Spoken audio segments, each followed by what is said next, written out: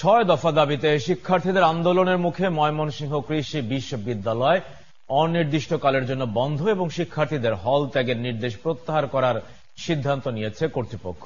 রাতে বিশ্ববিদ্যালয় কর্তৃপক্ষ এই সিদ্ধান্ত নিলেও সিন্ডিকেটের সভায় চূড়ান্ত হবে আজ।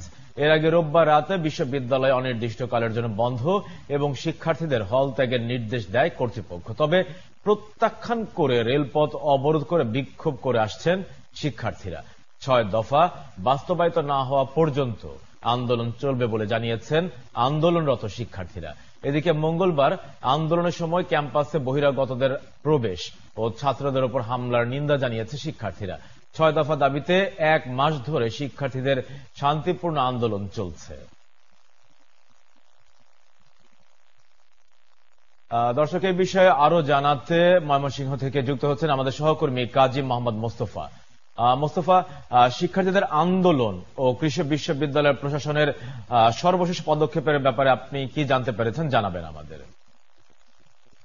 জি মঈন মিশু, আপনি ঠিক যেভাবে বলছিলেন, বিশ্ববিদ্যালয় কর্তৃপক্ষ সিদ্ধান্ত নিয়েছে গতকাল রাত 12:15টায় তারা শিক্ষার্থীদের সাথে তারা আলোচনায় বসছে। এর আগে সকালে শিক্ষার্থীরা যখন রেলপথ অবরোধ করে, অনির্দিষ্টকালের জন্য রেলপথ অবরোধ এবং বিশ্ববিদ্যালয়ে থাকা ব্যাংক এবং ট্রেজারি ভবন তারা তালাবদ্ধ করে দেয়। তারপর শিক্ষার্থীদের এবং প্রশাসনের সাথে তারা কথা বলছে, স্থানীয় প্রশাসনের সাথে কথা বলেছে। বিশ্ববিদ্যালয় কর্তৃপক্ষ তারা জানিয়েছে যে যখন হল ত্যাগের নির্দেশ দেয় এবং এই ঘটনা ঘটে তখন এই দায়িত্ব চলে যায় স্থানীয় প্রশাসনের হাতে, অতএব জেলা প্রশাসনের হাতে। জেলা প্রশাসক বলেছে যে হল ত্যাগ এবং হল ছাড়ার পর তারা যখন এই ডিসিশন নেয় তখন কোনো অপ্রীতিকর ঘটনা না ঘটে সেই দায়িত্ব আমাদের, কিন্তু বিশ্ববিদ্যালয়ের সিদ্ধান্ত তারা বিশ্ববিদ্যালয় নেবে।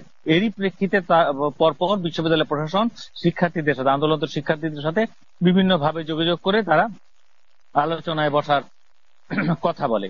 শিক্ষার্থীরা অনেক আগে থেকে আলোচনার কথা বলে আসছিল।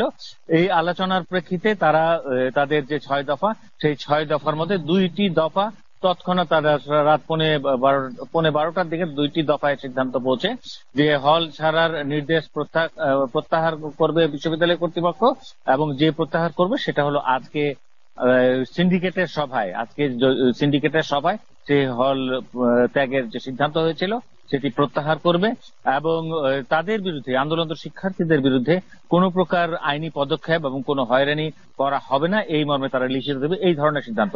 এছাড়া তাদের যে কম্বাইন্ড ডিগ্রি সেই বিষয়ে সিদ্ধান্ত, আগের সিদ্ধান্তই তারা বিশ্ববিদ্যালয় কর্তৃপক্ষ জানিয়েছে সেটাই থাকছে। এই বিষয়ে এখনো আলোচনা হবে, আলোচনার পর তারপর তারা সিদ্ধান্ত নেবে। মোস্তফা, আপনাকে ধন্যবাদ।